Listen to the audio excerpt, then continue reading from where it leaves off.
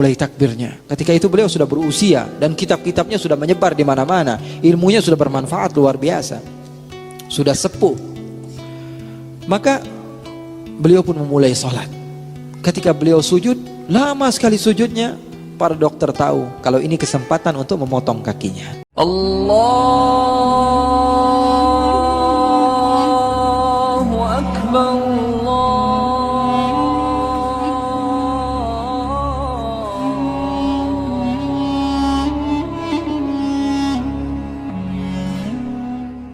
Saya akan ceritakan kepada kalian satu kisah yang menarik. Kisah seorang tabi'in, namanya Urwah ibnu Zubair. Siapa namanya? Urwah ibnu Zubair. Catat itu, ilmu itu dicatat. Urwah ibnu Zubair ibnu al-Awam. Sahabat Nabi ini, seorang tabi'in bernama Urwah ibnu Zubair ibnu al-Awam. Seorang tabi'in yang terkenal. Bahkan beliau adalah orang yang pertama kali menulis sejarah Rasulullah SAW. Jadi kalau kalian ditanya siapa penulis pertama kali sejarah baginda Rasul, beliau bernama Urwah ibnu Zubair ibnu al-Awam. Urwah bin Zubair bin Awam, anaknya sahabat yang bernama Zubair bin Awam. Mungkin kalian pernah dengar sahabat Nabi namanya siapa? Zubair bin Awam, termasuk 10 orang yang Rasulullah katakan termasuk daripada ahli syurga. Urwah ini pernah suatu waktu di zaman Bani Umayyah ada seorang pemimpin bernama Al-Walid ibni Abdul Malik. Seorang khalifah pada masa itu namanya siapa? Al-Walid ibni Abdul Malik. Dia mendengar tentang seorang ulama yang hebat bernama Urwah, maka dia berniat untuk memberikan hadiah. Wah, ini ulama Masya Allah, istiqamah, rajin mengajar, rajin memberikan ilmunya kepada siapapun yang ada. Maka khalifah mengirimkan surat kepada Urwah, wahai Urwah, kami di negeri Syam, pada masa itu agama Islam kiblatnya negeri Syam, tempat khilafahnya, ibu kota umat Islam pada saat itu di mana? Di negeri Syam, di Damaskus. Kalau sekarang di Suriah, dulunya Romawi.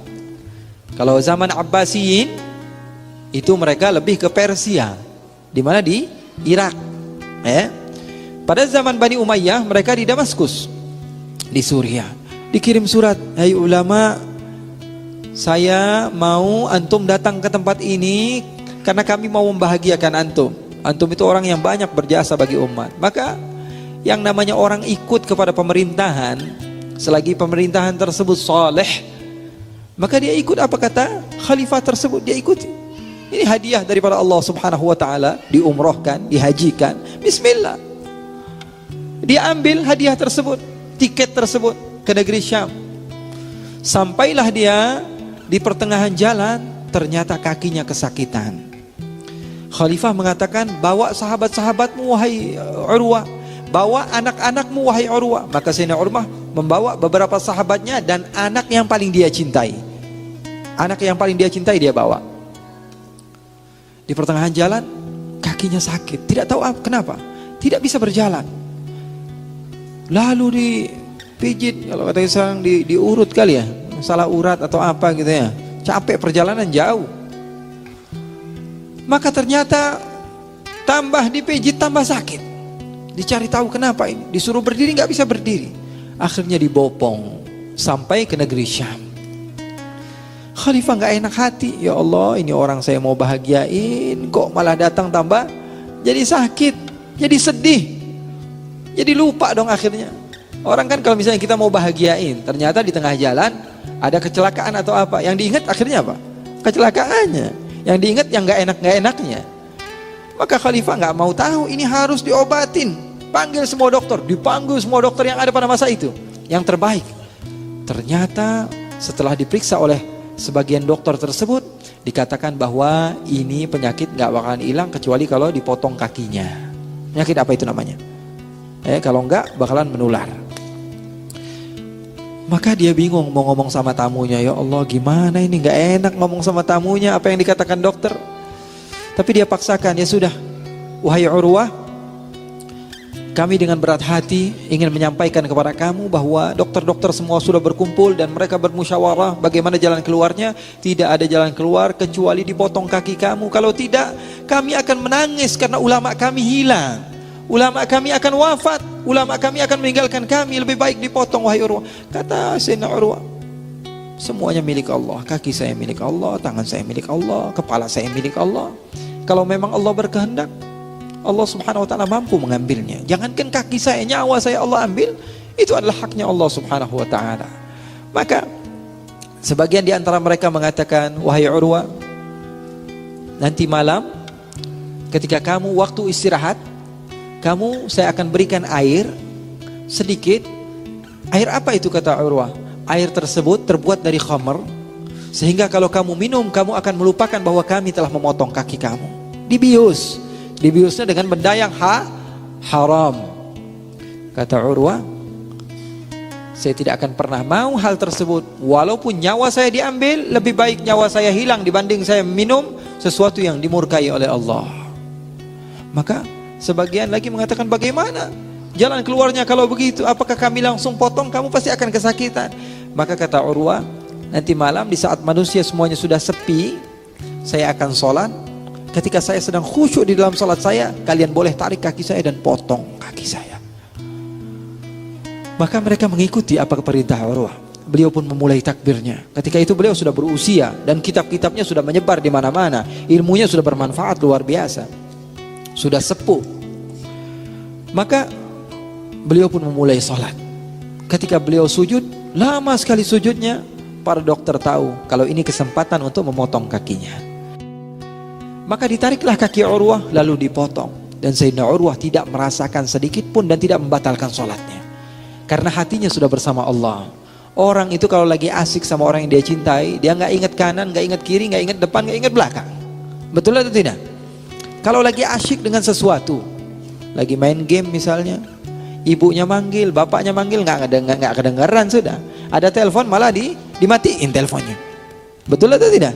Udah nggak ingat sama yang begituan, lagi fokus sama satu hal. Sayyidina Urwah mengajarkan kepada kita kalau fokusnya beliau kepada Allah. Beliau pun meneruskan sholatnya. Selepas sholat beliau melihat darah yang banyak sehingga beliau pun pingsan. Pingsannya kapan? Setelah sadar. Selepas sholat baru beliau pingsan. Tidak bangun-bangun sampai pagi. Anaknya bermain-main di luar. Ketika sedang bermain, ternyata anaknya bermain sama kuda milik raja. Kudanya tersebut menendang kepala anaknya sehingga anaknya tersebut terjatuh. Dan ketika dilihat ternyata anaknya sudah meninggal. Anak yang paling dicintai Sayyidina Urwah meninggal. Lagi main sama kudanya raja, meninggal anaknya. Bingung ini raja. Ya Allah, belum kelar atu lagi. Gimana ngomongnya ini sama Urwah? Mau ngomong kakinya udah hilang aja kami takut. Ini mau diajak senang-senang atau diajak untuk disiksa datang ke negeri Syam. Akhirnya apa? Bingung raja. Setelah Sayyidina Urwah memakai tongkatnya, dia duduk. Raja tersebut mengatakan, azzamallahu ajrak. Semoga Allah subhanahu wa ta'ala melipat gandakan pahalamu, hai Urwah, dengan kesabaranmu yang luar biasa. Kakimu sudah hilang. Dan saya ingin mengabarkan kepadamu satu kabar yang lebih menyakitkan. Apa itu, kata Urwah? Sesungguhnya anakmu telah tiada. Inna lillahi wa inna ilaihi raji'un. Beliau hanya mengatakan itu. Inna lillahi wa inna ilaihi raji'un. Ma'a'zamak. Alangkah mulia engkau ya Allah. Alangkah dermawan engkau ya Allah. Engkau memberikan aku 7 anak, kau ambil 1 dan kau sisakan 6 untukku ya Allah. Hakmu semua ya Allah, akan tapi engkau memberikan aku yang jumlah yang lebih banyak daripada yang seharusnya aku dapat. Subhanallah, rahmaka ya Rabb. Alangkah banyak karuniamu kepada aku ya Rabb. Akhirnya raja pun melihat kebahagiaan Sayyidina Urwah ketika mendapatkan kebaikan, keburukan, dan dia tahu itu semuanya dari Allah. Maka dia dengan lapang dada. Datang seorang yang buta, duduk di samping Sayyidina Urwah. Sayyidina Urwah bertanya kepada Amirul Mukminin, ya Amirul Mukminin, siapa orang tua ini? Kata Amirul Mukminin, ini orang yang setiap sore kalau duduk sama saya bikin saya senang. Siapa dia? Nampaknya dia orang dari orang-orang yang miskin. Umumnya orang yang miskin ngomong dari dalam hati, gak dibuat-buat omongannya. Orang yang tidak memiliki apapun. Apa keutamaan dia? Kenapa wajahnya seperti ini? Kenapa dia bisa dekat dengan wahai Amirul Mukminin? Kata Amirul Mukminin, wahai Sayyidina Urwah, apakah boleh aku memberikan pertanyaan kepadanya? Kenapa dia bisa mendekat kepadaku dan dia bisa menjadi penasehat kepadaku? Maka kata Sayyidina Urwah, oke, tanyakan. Maka ditanyakan, wahai si buta, kamu ceritakan kepada Urwah apa yang kamu telah lalui daripada pedihnya kehidupan. Maka dia pun menceritakan, wahai Urwah, saya ini orang asli Syam, saya ini orang asli Romawi. Saya ini dulu termasuk donaturnya kerajaan. Bapak-bapaknya Al-Walid Ibn Abdul Malik. Harta saya banyak, tidak terhingga, sehingga saya adalah orang yang paling terpandang di tempat ini. Tapi di satu malam Allah subhanahu wa ta'ala berikan banjir yang begitu besar, sehingga jangankan harta saya, istri saya, anak saya diambil semua oleh banjir tersebut.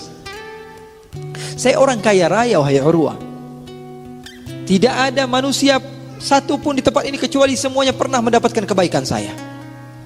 Tapi Allah berkehendak di satu malam Allah turunkan banjir, sehingga semua harta saya, anak-anak saya semuanya telah habis. Semuanya telah meninggal. Harta saya tidak tersisa sedikit pun kecuali 2. Anak saya yang masih berusia kurang dari 1 tahun sama unta saya, 2 itu saja. Maka saya melihat anak saya melihat unta saya ambil anak saya letakkan di bawah pohon.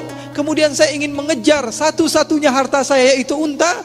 Ternyata unta tersebut menendang mata saya, sehingga mata saya tidak nampak. Dan saya melihat anak saya dan saya tidak tahu bagaimana cara menyelamatkan anak saya.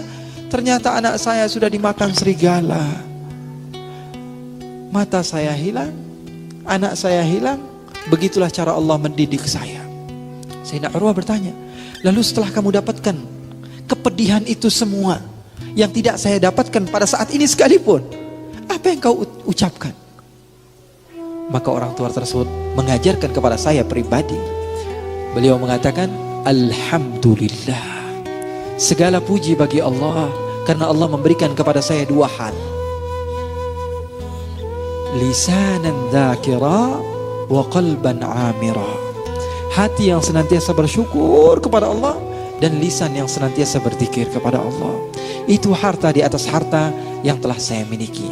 Oleh karena itu ikhwani, ini adalah apa yang disampaikan oleh Ustaz kita tadi juga. Apa yang saya sampaikan itu syarah kepada awal daripada surat Al-Fatihah yang berbunyi Alhamdulillahirrabbilalamin. Karena alhamd, pujian kepada Allah, berbeda dengan ats-tsana.